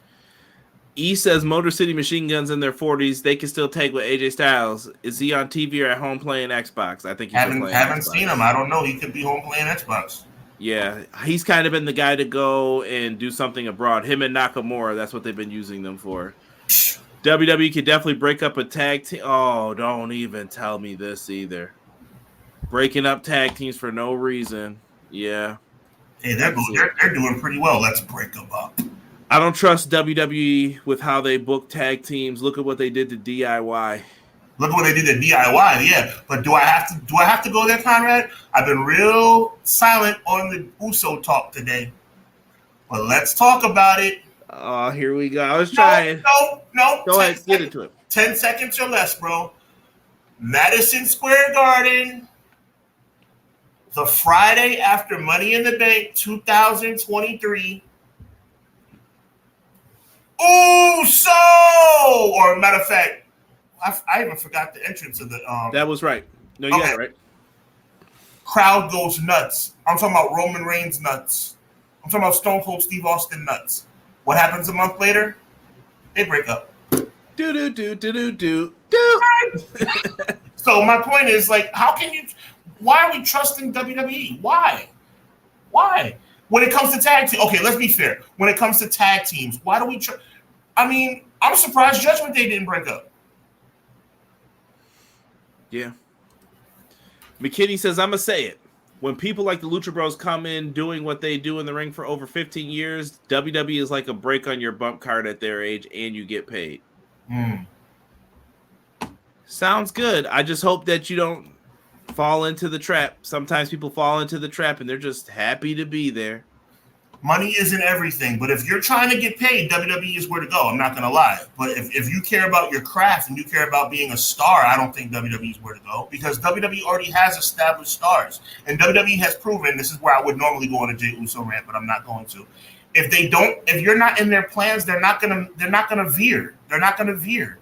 Only time they veered is Cody Rhodes 2023 and Rock 2024. That's a fact. Let's pull up another name. Ricky Starks. Shout out to our friends over at Dirt Sheet Radio. PW Insider, WWE are interested in signing several AEW wrestlers, including Ricky Starks. They certainly have interest in a number of AEW stars whose deals are close to expiring or have been off TV for some time. I think he's gone. I think he's gone, and I think he's going to be right on CW. Yeah, I mean, he's early 30s. Ricky can go out there and do his thing. I don't know how many others feel about Ricky, but you know what? Good for him. I saw much bigger potential for Ricky Starks. But once again, let's not act like this dude was treated horribly. Put with Taz. Always on TV for the most part until recently. He had championship runs with the tag titles with Big Bill. He got to wrestle MJF on one of their big Dynamite shows. He's not someone who they were just like, yeah, whatever. You may feel that way, and I get feeling that way, but he got to feud with Punk, feud with Danielson. Put him in big moments with Edge, Adam Copeland. Clown, I see you, but that was 10 years ago. You're right, but that was 10 years ago. AEW pays people, though. WWE was undercutting people. They raised raises when they found AEW was paying. Yes, that's the beauty of having two companies. Rob says, #free Ricky. Contract tampering. Going back to the Lucha Bros? Yes, possibly. I believe they all contract tamper, though. I think they contract tamper Jeff Hardy when he was in WWE via Matt. And I also believe here that Conan is assisted. And Conan, I don't know how you feel about Conan. If you want to give any thoughts about this, because Conan's been talking a lot of stuff lately. Yeah, he has. Did you see the why Cody left? Cody and Brandy. I did. I mean, he talks a lot of crap. I think one thing I get the impression only. I feel like everything that Conan speaks, I think he believes it. I think he says what he thinks is the true issue in the situation at hand. I don't think my point is, before you go, bro, I don't think he's just doing it just for clicks. Sometimes I think he is. I don't know. Conan's weird with me. Like, I've always had a hard time trusting him from past stories from other people about Conan. There was like a lawsuit in TNA that Dutch Mantel had mentioned one time. And I was like, oh, that sounds crazy. And he was like, sorry, Dutch, I had to get paid, blah, blah, blah. And I was just like, okay, that's weird. But credibility shot. Yeah, and I just think Conan doing this, why would Tony Khan? Yo, bro, if I'm Tony Khan, I already told this to a bunch of people. I think yo, I'm taking Vikingo from you, bro. Why did you do that to me? You played me? All right, I'm about to show you what this game is then. We two could play this game. Vikingo, welcome to Ring of Honor. You know what I mean? Like, I instantly, like, come on over here. I'll use your talents. Right. And oh well, why would you do that? Then Tony's going to be the bad guy to them. They already poo-poo on AEW on their podcast, which is not good. You know what I'm saying? Like, facts. I don't know.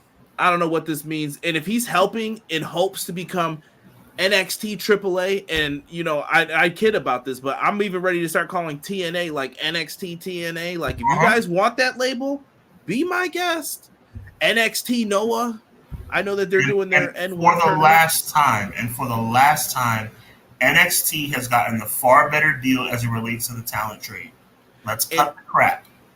And listen, you know, we've championed TNA over here. I'm not mad that they're doing better. I'm happy for them. But at what price are we doing better? How much work are you doing now for them? Just think about it. Joe Hendry might as well be an NXT guy right now. Yeah. BJ, another good point. He won the Owens too. Yes, he did. What goes around comes around. Yeah, it might happen to you too. I'm telling you, they might just take Vikingo and some other top people. They took Beast Mortos already. Ricky is sitting and catering, chilling until he can bounce to NXT. Would be a great spot, or even TNA, but he's not happy. He has to leave to get better. Hey, listen, that might be the same thing. Who knows who else is going to be gotten? Maybe Miro's gone too. Like, here, have fun. Right, have fun, exactly. But I'll tell you one thing, Rusev Day will be on NXT, not on Raw or SmackDown. Delayed Grat says Conan is salty since AEW started working with CMLL. It's, hey, FTR dropped the tag titles to Dragon Lee, then he became a WWE superstar. Yeah, TK had a right probably to be mad about that. NXT TNA.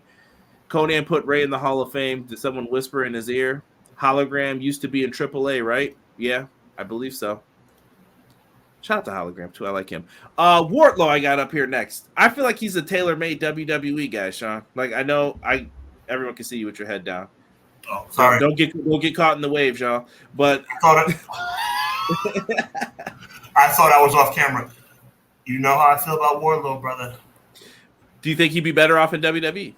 I think that he's a more of a WWE guy. If that makes any sense. Yeah. Yeah. Listen, they've made errors. Like, and some of them aren't AEW's fault either. Like, you getting your passport stolen before we go international for a pay-per-view, I don't know what to say about that. What the heck? Yeah. MJF pulling what he did in your biggest moment also sucked. Like, because the attention was on MJF and he took it away from you. I get it. Facts. There was nothing that anyone could do about it. He made a play for himself. So I wouldn't be surprised if they go after him. There's another name that I kept seeing today, and Sean, I know some people who know WWE people, and I saw a hint today about someone else possibly leaving. He's from my neck of the woods. Mm-hmm. Daniel Garcia. He's definitely going to NXT if they get him. 25. He's got a lot going on for him in the world of pro wrestling. He's a very talented wrestler. I don't know. I feel like he's conflicted, I've heard. Like, he keeps going back and forth on what to do. Well, he's conflicted because he knows if he goes to NXT, he's going to be wrestling for the North American Championship for the next 2 years. Yeah. That's what I'm trying to say. Like, what part of this don't we understand? Unless you're one of the top-tier athletes in the world in professional wrestling, unless your name's Ronda Rousey or Jade Cargill or somebody of that ilk, you're going to NXT, bro. You are going to NXT. And I don't care how much sauce they put on it. I don't care that they're going to the CW. I don't care that they're black and gold again. You know what they are? They are developmental. And when you go from a company where you are featured on a television show every week or every other week on the main show, and then you go to NXT, that should tell you what they think of you, Conrad. They're telling you, you are not good enough to be on our main show. You are going to the minor leagues. And I'm tired of this narrative. Oh, Sean's being a hater. Sean's talking bad about NXT. No, I'm not. NXT is the minor league of WWE. It's plain and simple. It's not an opinion. It's a fact. NXT is developmental. Yes. McKinney said, Yo, Zamir, does Hologram look like a thicker Fuego del Sol? Fuego's been on Ring of Honor, though. Shout out to my guy, Fuego. Let me see here. Elite Easy says Daniel would get a lot of experience in the PC, but I'd miss him in AEW with Yuta 2.0, etc. Yeah, I think if Garcia leaves, though, that I think Yuta climbs up to that spot, though, that he leaves open. Probably. He's probably going to get some more burn. So I guess I'm guessing from your thoughts here. So if you're Wardlow, you think WWE? I think Wardlow, the difference between Wardlow and other people that we mentioned, like the Lucha Brothers, etc., Ricky Starks, etc., I think Wardlow needs NXT. Yeah, I think Wardlow needs a fresh start, too. Like, he needs a clean slate. And AEW can't provide that anymore because you've tried too many times. I also feel like with Ricky's bound to just be there. I feel like Bruce Pritchard and them have had conversations. Let's talk about more free agents. Bobby Lashley and MVP. You sent me a clip, Sean. I did. With Bobby Lashley discussing who he preferred booking-wise between Gomez and Triple H. And Bobby Lashley said Gomez. And in some ways, I can understand where he's coming from. I know we all want to bring up the bad times, too, with the sisters. And it's a tough thing, but at the same time, like at the end of the day, you know what? Bobby Lashley has a point. I'm not trying to say who's better or worse. Like I said, when it's here and it goes to here, that doesn't mean that here is good. It just means it's better than it was before. Bobby Lashley's not satisfied or wasn't satisfied with his creative direction in WWE, and I'm sure he's not the only one who feels that way. At least he had the balls to admit it. Yeah. And listen, y'all better be ready when MVP comes out with that Chris Van Vliet interview, because I'm pretty sure he's going to let it rip and finally say what he's too old to care at this point. Like, he don't care. I love that, Conrad. I love that. He is too old to care. And I agree with you 1,000%. He's going to let you know how he truly felt about the situation and what happened with it. And we'll see what happens. But where do you want to see Lashley end up? I feel like TNA, AEW, and New Japan have to be the top 3 spots for him. I know he's doing a boxing fight. You're going to be surprised by my answer, because typically my answer is kind of traditionally AEW. I think the better spot for Bobby Lashley would be TNA. I think he has, obviously he has history there. There's a lineage. I think he fits directly and perfectly into their world championship picture. And I think it would be a very good thing for TNA as well. Interesting. I kind of want to see him in New Japan. New Japan needs a monster right now, or someone like that. Lashley's going to get paid. And MVP was the first ever Intercontinental Champion in New Japan, for those that don't remember. They have history over there. So it'd be cool. I know he signed up for a boxing match already. Also, according to Talent Close, Tommy Billington, a.k.a. the Dynamite Kid, has been signed to AEW. I think this is a good pickup for them. I know some people were, why are they picking up more people? They need to get rid of more people. Man, we're talking about all these people WWE's about to get. AEW can't sign somebody? Anybody, my answer to this is very quick. Anybody with a Hall of Fame lineage like this kid is going to be an asset to your company. Go watch his match with Dax Harwood. Fantastic work. He's a very talented kid, and it looks like his father, like, it's like he's like a spitting image of his dad. So yeah, the snap suplexes are on point. Yeah. On point. Last thing I want to bring up for AEW. Remember what I was saying, folks. Might have been on here, might have been on the other show. But Globe Life Field Stadium is likely to be the venue for an AEW Dallas Stadium show, Fightful Select is reporting. Shout out to Sean Ross Sapp and them over there. I think this is perfect. Don't do the Cowboy Stadium. Do the baseball stadium. You're not going to fill up that 100,000 seat, but you might be able to fill this up. About 60, 70,000 people. I'm not doing all in. Yo, listen, next year, I'm changing all the locations. Do not go through with your traditional. I know that's what you want to do, Tony. There's no more going to Vegas. They're doing WrestleMania in Vegas. They're going to drain all that money and then say, see ya. Now they're going to England possibly for WrestleMania. Don't do all in over there. Do it here. Agreed. I mean, you don't have to have all in be a London Wembley exclusive. You can have it in other venues. Absolutely. Let's go and finish up here with the chat. E says, yeah, Triple H said congrats on beating our developmental. That's when you beat someone and then they don't want to say anything nice about it. Can't wait to see Bobby and MVP show up for GCW Bloodsport. That is true, Clown. That is good as well. AEW needs to push the House of Black and add Pac. Always felt like he belongs with them over the Lucha Bros. They might need to. That actually sounds like a good idea. You know what that means. Buddy Matthews. Buddy Matthews did resign though with AEW. Why? Yeah. He could have went back to WWE. At least that's what everyone was thinking. And he would have had a ready-made storyline waiting for him. You would think, but remember how he was always treated, even in the good days over there. He was never really Mr. We're going to give you a shot. MVP is a nobody. He never had talent like everyone who ever left WWE Shield. If Garcia leaves, that would be shocking. Bobby Lashley should go to New Japan. They could get the Hurt Business back together with Shelton. Dynamite Kid versus Takeshita was good. The OG Dynamite Kid is Tommy's uncle. Yes. Okay. And I think you said lineage, though, right? I mean, I said lineage, right? Yeah. The venue looks great. It's gonna look good at dusk. Gonna slightly disagree. Vegas is a destination. The money will always be there. Run that whenever you can. I don't know, man. I don't think it's smart after WrestleMania. I think that you can have a pay-per-view that is themed to be a gambling pay-per-view at many places. You can be in Atlantic City. You can be in the Mohegan Sun in Connecticut. You can be in Vegas. You can be in Dallas. You can be in California. There are many different famous gambling venues. And here's why I say that too, Rob. How many times are you going to get on a plane to go to a wrestling show? You're not going to go to WrestleMania and then be like, let's come back for a double or nothing. Your money's gone. Right. Those tickets are so expensive now for WrestleMania. I don't see it. Lashley could be the new Bob Sapp. You know I'm a Bob Sapp guy. Those were hard times in New Japan. But yeah, that was great. Let's run down Raw real quick, shall we? Rhea Ripley's going to be opening up the show tonight. So you've got her. She'll be talking about that little jerk Dominic Mysterio. How could he?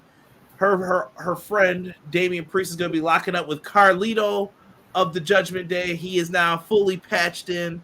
This one should be an exciting matchup. Any commentary, Sean? Feel free to yeah. I'm just disappointed that they didn't go the route I thought that they should go. Carlito staying entrenched in the original team was, I think, a missed opportunity. I think he should have aligned himself with Rhea and Damian Priest. Unless they do that, like I said, that street trash. I don't know what that is. Like, I don't know who's taking that. Some people said it was going to be Dominic and them, and I don't know. But yeah. But it still doesn't make any sense because I thought that was a Gunther thing. Yeah, about Priest. Yeah. That's weird. So, but the picture showed everyone in Judgment Day in this, so I don't know who's taking the name. Also tonight, hashtag what draft? Randy Orton appeared on Monday Night Raw. Let's go. Hashtag what draft indeed. We also have some tag team wrestling on tonight's show. Yawn! Over this Damage Control feud? Damage Control should just vanquish themselves. We've been saying this probably since episode 1. They I don't know. It's not working for me. Io's the only one that I feel like has the potential right now in the group. Agreed. Shayna Baszler and Zoe Starks are going to be in a tag team match as well. We also have the Creed brothers taking on Otis and Tozawa. That should be fun. I guess they're going to try and get them back after they took an L to the Wyatt Six. Right. Touche. I don't have a big issue with this. I think this has potential, but the question is what happens next. Yeah, and is Wyatt Six done with Chad Gable and the Creeds? I think they should move on from it and don't do it. Yeah, I think I think that was their WrestleMania last week on Monday Night Raw. Yeah, don't because they need wins now to be taken serious. Yes. What's their name? American Made. So someone already put him to Hogan's music from WCW. He's American made. Let's see if this guy gets turned on by Xavier Woods. Big O. I think you could use this as a storytelling device for them. Xavier Woods and Kofi don't have to beat each other up to have a breakup. But he could say, I'm requesting a trade to SmackDown, go over there for a little bit, then come back. But do you think Big O takes Big E's spot in the New Day and it works? I think in a heartbreaking fashion, yes, because I don't think Big E will come back. I was kind of holding out hope, but I think for his betterment that he probably will sit out. And to answer your question, yes, I think that's what's going to happen, but I don't know if it's going to work as good. I mean, the New Day's chemistry was second to none. He had a good night last week. Again, like I said, similar to the Brunson Reed situation. Last week was good, but what are you going to do now? Yeah, it's going to be interesting to see what they do with the Big O. I would like E to endorse him. That's what I think they could bring them all back together, even for a short-term storyline. Like, I would like Big E to be their manager. Absolutely. Mm-hmm. Yeah, you could do something with that. But what I'm saying is he endorsed him like, no, I want this brother to take my spot. Okay, got you. Just like kind of like Ric Flair with not C spot run. You can have my spot in the Horseman. I always think of Arn Anderson when I say that. I don't know why. Kurt Hennig was, God rest his soul, Kurt Hennig was like, yeah, I'll take your spot, all right. They fooled me on that one. I was excited. And I think what probably will be the main event, we get a 2 out of 3 falls match with Braun Breaker, Sami Zayn. This should be a fun match. But we all know the result here. We all know the result, but thanks to Conrad Cushman, I have a newfound respect for Sami Zayn. Unfortunately, I believe that he will be unsuccessful in his quest to regain the Intercontinental Championship. Him and Jay are on a similar path, I will tell you. I'm trying not to talk about him. I know. I've been doing good today. Let's see here. McKinney says AEW kind of wore out its welcome in markets and they need to shake it up and do some different cities. Maybe this match will last longer than a commercial break. I sure hope so. Can't say what draft. That was good. It's documented that Aldis and Pierce have an agreement on Randy being on Raw every week now. Oh, okay. He's a Raw guy until Berlin, and then he's back on SmackDown. We'll see what SmackDown gets later. I'm waiting. It's me, Oos. He'll be challenging Cody Rhodes for the WWE Championship here at Starrcade. Bro. I want Jey Uso nowhere near that world title just for my own peace of mind because thank God, I thought they were going to have Jey Uso challenge Gunther in Bash in Berlin, right? Yeah. Which would have infuriated me. So I'm glad they didn't go that route. Yeah, I think they knew, let's keep him high. Yeah, let's get ridiculous. I can see him and Sammy going for the tag titles, though. They are going to go for the tag titles, which is also a bunch of crap, but I guess I'll take what I can get.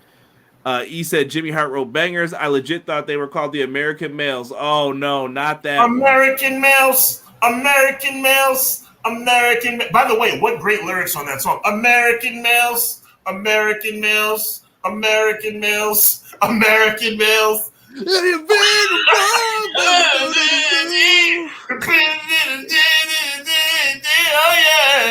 American Males. We're taking you on a ride, guys. We're taking you on a ride. BJ said, do you guys remember when people got mad at WWE for not giving fair shots and for not giving the women more time? Why is it now? Why isn't it being said now that it's being reverted? Beats me, Beach. Beats me. You guys go enjoy Raw. Raw just started. Thank you for rocking with us. I won't say too much. I will say this. We appreciate you. Thank you for listening to us. And we'll be back next week live at 6:05. Me and Derek will be live coming up this Wednesday at 10:10. Make sure you join us. Check out Hubbonomics. I'm sure there's going to be a new one dropping at some point this Friday, week. Another new episode. Make sure you keep it locked with both of us. Other than that, Sean, I kind of want you to end with our usual phrase here. Circle your calendar. The Thursday before Bash at Berlin. I'm saying it right now. The greatest, biggest giveaway in the history of Clash of the Podcast. Make sure you circle your calendar for that. Like I said, make sure you do what Conrad said. Check out him and Derek 10 p.m. on the Everything Pro Wrestling channel on Wednesday nights. We got a lot of stuff going on. We are approaching my favorite time of the year. College football is coming back in a month. Madden's coming out. NFL's back on TV for preseason. Baseball's about to start their playoffs. Before you know it, the Knicks will be back. I love this time of year. But you know what I love also? I love Clash of the Podcast, and I love being here with you guys every Monday night. So on behalf of my tag team partner, Conrad Cushman, my name is Sean Hubbard. We are Clash of the Podcast. God bless. Be encouraged. Evil, it never prevails. Peace.